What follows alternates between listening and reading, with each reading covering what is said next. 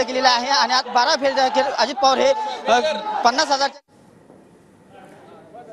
तर वर्षा बंगल्यावर सध्या जल्लोष केला जातोय। एकनाथ शिंदे त्या ठिकाणी पोहोचलेले होते। कार्यकर्त्यांना पेढे भरवत या ठिकाणी जल्लोष एकनाथ शिंदे यांच्याकडून केला जातो। सर्व मीडियाला देखील त्यांनी पेढे दिलेले आहेत। एवढा मोठं यश संपादित केल्यानंतर या आनंदात सर्वांनी सहभागी व्हावं असं आवाहन त्यांनी केलेलं आहे। कार्यकर्त्यांनी त्यांचं वर्षा बंगल्यावर जोरदार स्वागत केलेलं आहे। एक महत्त्वाची बातमी, कुडाळ मतदारसंघात निलेश राणे विजयी झाले।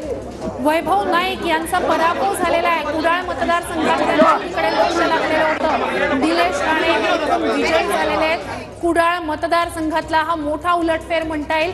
निलेश राणे विरुद्ध वैभव नाईक असा हा सामना। शिंदे गट विरुद्ध ठाकरे गट असा इथला सामना।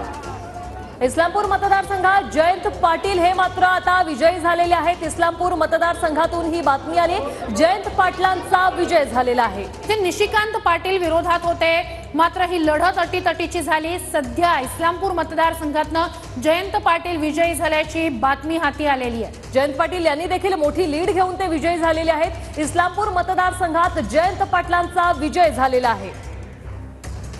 तर इस्लामपूर मतदारसंघ हा जयंत पाटील यांचा गड। जयंत पाटील यांच्या त्याच गडात जात अजित पवार यांनी तोफ डागलेली होती जयंत पाटील यांच्यावर। निशिकांत पाटील तिथून दादा गटाचे उमेदवार होते, मात्र जयंत पाटील यांनी तिथे विजय मिळवलेला आहे। जयंत पाटलांच्या गडाला अजित पवार सुरुंग लावू शकलेले नाहीयेत। अजित पवार यांनी पहिली सभा इस्लामपूर मतदारसंघात घेतली होती।